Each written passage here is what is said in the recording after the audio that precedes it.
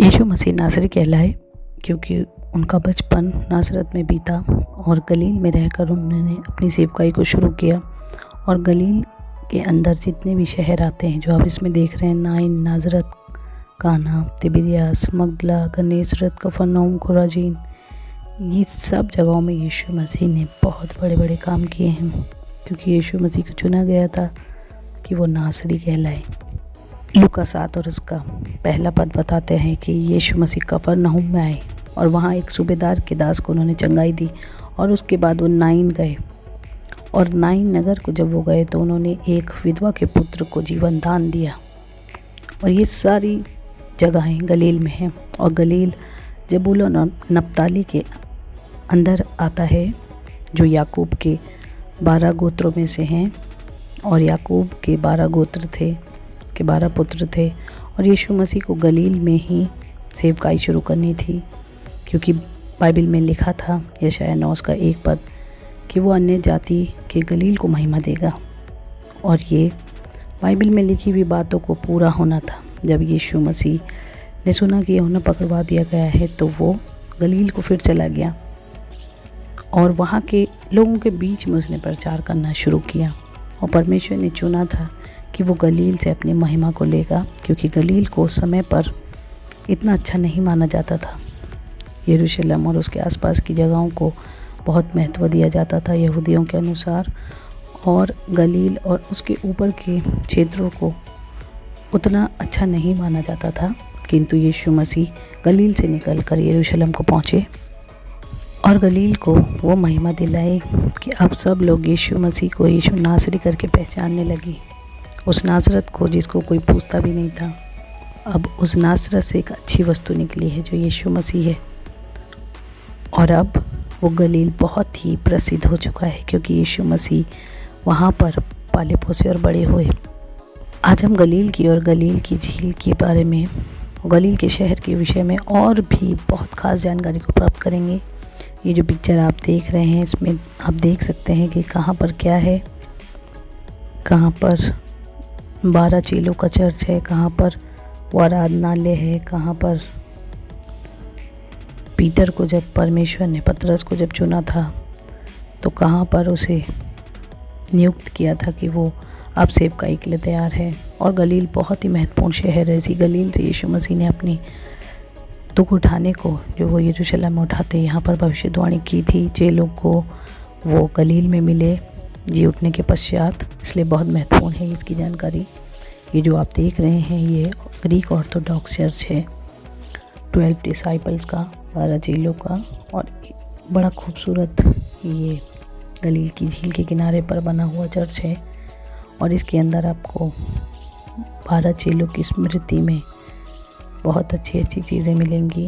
यीशु मसीह और उसके 12 चेले जो कि सचमुच आदर के योग्य हैं, जिन्होंने विश्व भर में क्रांति लाई। ये कुछ अंदर से इस तरीके से दिखता है। और अब हम महत्वपूर्ण चीज़ों को देखेंगे। ये गलील की झील है और इसी के आसपास यीशु मसीह ने बहुत सी शिक्षाओं को दिया, बहुत से बड़े कार्यों को किया। ये चर्च है और यहाँ ये भी एक चर्च है, कफरनहूम। और अभी हम इन सब की जानकारी प्राप्त करेंगे। यरदन नदी जब गलील की झील में मिलती है और उसके बाद फिर से वो पतली हो जाती है। यीशु मसीह के ज़्यादातर चेले गलील के निवासी थे, कफरनहूम के निवासी थे। यहाँ पर वो व्यवसाय करते थे मछली पकड़ने का। और जैसे आप इस फोटो में देख रहे हैं कि गलील में बहुत सी महत्वपूर्ण चीज़ें हैं। नासरत, काना, नाइन, माउंट ताबोर पर्वत, जहाँ पर यीशु मसीह का रूपांतरण हुआ। और आज हम इस खास वीडियो में इन सभी जगहों की जानकारी को प्राप्त करेंगे। प्रेज़ द लॉर्ड, मैं हूँ वर्षा और आप देख रहे हैं हमारे इस चैनल को जिसमें आप बाइबल की जानकारी को हिंदी में प्राप्त करते हैं। तो ज़रूर से ये वीडियो भी आपके लिए खास होने वाली है। वीडियो को पूरा देखिए, चैनल को सब्सक्राइब कीजिए ताकि आप और भी परमेश्वर के कार्यों का आनंद उठा सकें और आशीषित हो सकें। ये खास सीरीज़ में हम गलील की जानकारी को, जो उसकी खास जानकारी है, उसे प्राप्त करेंगे। और नाजरत से निकलकर यीशु मसीह ने बपतिस्मा लिया और उसके तुरंत बाद उन्होंने अपनी सेवकाई को शुरू किया कफरनहूम से। और कफरनहूम झील के किनारे उत्तर में बसा हुआ है और चेले मुख्य रूप से यहीं पर यीशु मसीह को मिले। अंद्रयास, पतरस, याकूब, यूहन्ना और यीशु मसीह के 12 चेलों के नाम जैसे हम सब जानते हैं। यहूदा इस्करियोती को छोड़कर वो 11 और उनके बाद मत्तियाह को ये पद मिला कि वो 12वां प्रेरित गिना जाए। और मत्ती जो था वो यहीं पर कफरनहूम में आने जाने वाले लोगों से चुंगी लेता था और यीशु मसीह ने उसके जीवन को बदल दिया और उससे कहा मेरे पीछे हो ले, और वो यीशु मसीह के पीछे हो लिया। और ये वो जगह है खास गलील की झील के पास बसा हुआ कफरनहूम, जहाँ पर यीशु मसीह ने अपनी सेवकाई को शुरू किया। यहाँ से कई चेलों को उन्होंने अपने पास बुलाया और वो गलील के अन्य जातियों के पास गए।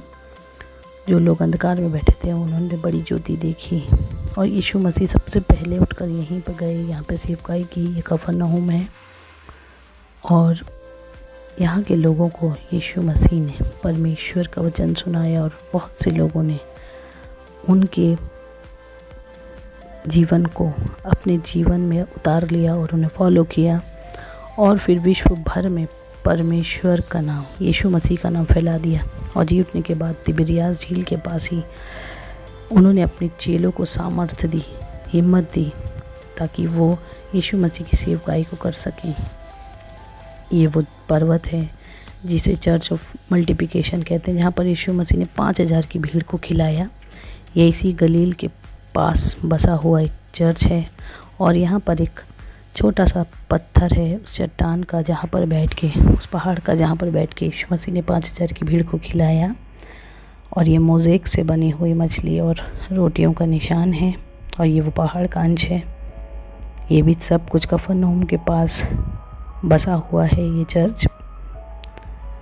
और ये पीटर प्रेमिसी चर्च है, जहाँ पर यीशु मसीह ने पीटर को 3 बार बुलाया अपनी सेवकाई के लिए। और यहीं से पतरस को ही याद हुआ कि वो अब मछुआ नहीं रहेगा, अब वो एक पास्टर पीटर बनेगा। पतरस, ये वो चर्च है। ये वो गलील की झील, कफरनहूम का किनारा, यहाँ पर यीशु मसीह ने अद्भुत काम किए। यहीं पर वो जी उठने के पश्चात चेलों से मिले और इसी के किनारे उन्होंने मछली खाई। यहाँ पर पीटर की एक स्टैचू भी है और ये है वो आराधनालय।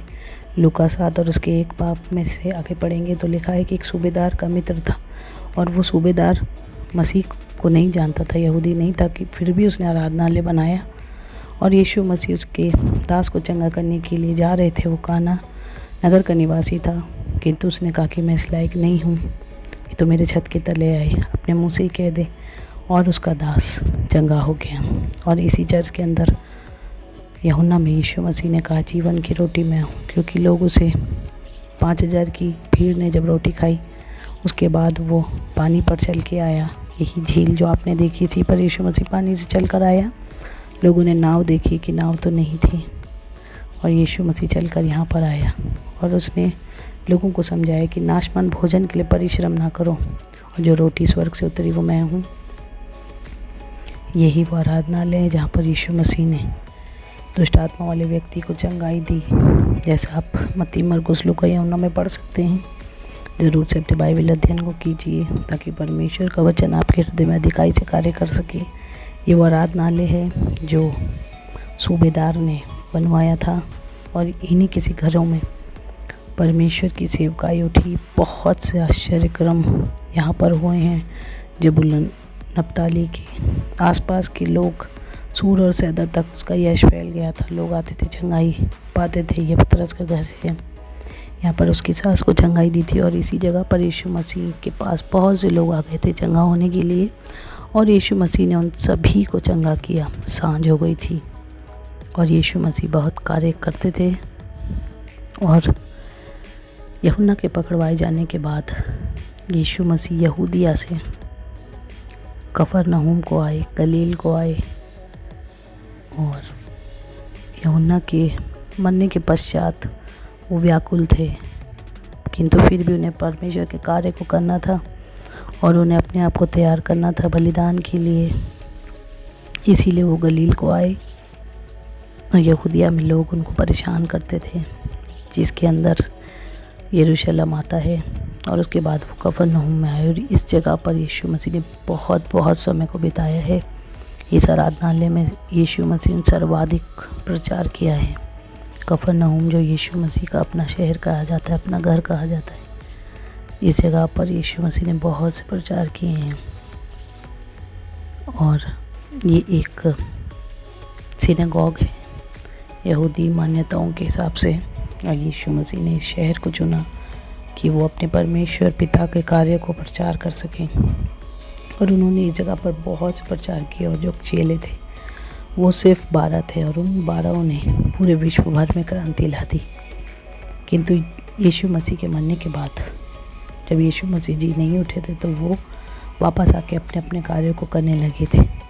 किंतु यीशु मसीह ने इसी कफरनहूम में आके अपने चेलों को हियाव दिया, उन्हें ढाढ़स दिया ताकि वो परमेश्वर की सेवकाई कर सके। और वो पतरस जिसने 3 बार यीशु मसीह का इनकार किया, अब वो पतरस तैयार था कि वो यरूशलेम में जाए और यीशु मसीह के नाम का प्रचार करें। और बिल्कुल ऐसे ही हुआ कि जब यीशु मसीह का स्वर्गारोहण हुआ तो यीशु मसीह गलील से अपने चेलों को यरूशलेम ले गए, बैतनिया पर्वत पर चढ़ाकर जैतून पर्वत पर ले गए। जिस रास्ते से वो आते जाते थे, हम एक जल्दी वीडियो बनाएंगे कि वो रास्ता कैसा था।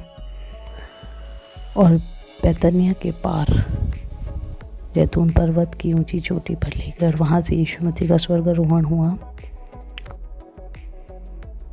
और उसके बाद चेलों ने इसी गलील से निकलकर यरूशलेम में प्रचार किया और वो आसपास के इलाकों में फैल गए। और आज आप और मैं अन्य जाति को, जिसके लिए यीशु मसीह ने इस गलील को चुना, आप और मैं अन्य जाति ही हैं जो यीशु मसीह के नाम पर विश्वास करते हैं और उसके बड़े राज्य में शामिल होते हैं। हमको परमेश्वर ने चुना, इसलिए हम यीशु मसीह का धन्यवाद देते हैं। और इस जगह को इसलिए धन्य कहते हैं क्योंकि इसी गलील से यीशु मसीह ने अन्य जातियों के लिए प्रकाश बन के आए।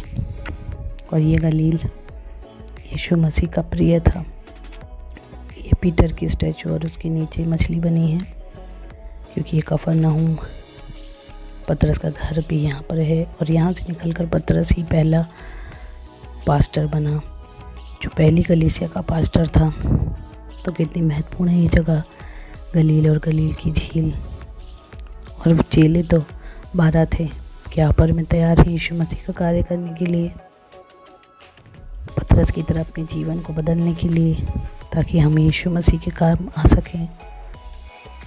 और आप जो इस फोटो में देख रहे हैं, नाजरत के बिल्कुल नीचे माउंट ताबोर है, ताबोर पर्वत। इसी जगह पर यीशु मसीह का रूपांतरण हुआ था।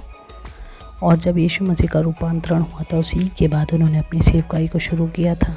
मूसा और एलिया यीशु मसीह के पास आए और उन्हें हिम्मत दी। जो आप देख रहे हैं माउंट ताबोर नाजरत के सामने है, गलील की झील के पास है, ऊंचा पहाड़ है। और वहाँ पर यीशु मसीह का रूपांतरण हुआ। और मूसा और एलिया यीशु मसीह से अंत के दिनों में उसके दुख उठाने के समय के विषय में बातचीत कर रहे थे। और उन्होंने यीशु मसीह को ढाढ़स दिया। और यीशु मसीह ने भी अपने चेलों को जी उठने के पश्चात इसी गलील में ढाढ़स दिया। तो ये गलील बहुत ही महत्वपूर्ण है। और यहाँ से हमारे यीशु मसीह का रूपांतरण हुआ और उनके वस्त्र श्वेत हो गया। और उसके बाद वो अपनी सेवकाई के लिए तैयार हुए। ये वो माउंट ताबोर है, यहाँ पर एक खूबसूरत अब एक चर्च है और इसमें जाने का रास्ता अंदर से इस तरीके से दिखता है, जहाँ पर यीशु मसीह का रूपांतरण हुआ था। ये घटना अपने मरकुस लूका यूहन्ना में पढ़ सकते हैं। और ज़रूर से चारों सुसमाचारों को आप मन लगाकर पढ़िए ताकि आप अपने आप को खास समझ सके, क्योंकि यीशु मसीह आपके लिए और मेरे लिए, अन्य जातियों के लिए ज्योति बन गया ताकि आपको मुझको परमेश्वर के निकट पहुंचा सके। ये वो ताबोर पर्वत जाने का रास्ता है। और यहाँ पर पहुंचकर एक खूबसूरत सा चर्च है जहाँ पर यीशु मसीह का रूपांतरण हुआ। और हम ये वीडियो इसीलिए बनाते हैं ताकि आपका मेरा जीवन बदल सके और हम परमेश्वर के कार्यों को कर सकें। पतरस की तरह अपने जीवन को बदलिए। ये चर्च ऑफ द ट्रांसफिक्शन है। रूपांतरण मतलब बदल जाना, क्या आप और मैं तैयार हैं अपने यीशु मसीह के बदलने के लिए? यदि हमारे काम बुरे हैं तो उसे छोड़ दें, अपने मन को फिराएं और यीशु मसीह के समीप आ जाएं। जैसा वो चाहता है वैसे करें। पतरस की तरह बदल जाएं, जैसा वो पहले था वो नहीं है। उसने यीशु मसीह का इनकार किया था, किंतु अब वो सेवकाई करता है। ये वो जगह है जहाँ से यीशु मसीह का रूप बदल गया। क्या इस वीडियो को देखने के बाद आप और मैं अपने पुराने जीवन को बदलना चाहते हैं? यीशु मसीह आपको और मुझको बुला रहे हैं ताकि आप और मैं अपना जीवन बदल के यीशु मसीह के सम्मुख आने वाले हो सके। इस वीडियो के द्वारा आप सभी लोगों को आशीष मिले। इस वीडियो को देखने के लिए आपका धन्यवाद। अपने जीवन को ज़रूर से बदलें और यीशु मसीह के कार्यों में लग जाएं। यीशु मसीह आपको और मुझको बुलाना चाहता है। ज़रूर से चैनल को सब्सक्राइब कीजिए ताकि आप यीशु मसीह के राज्य में शामिल हो सकें। God bless you all.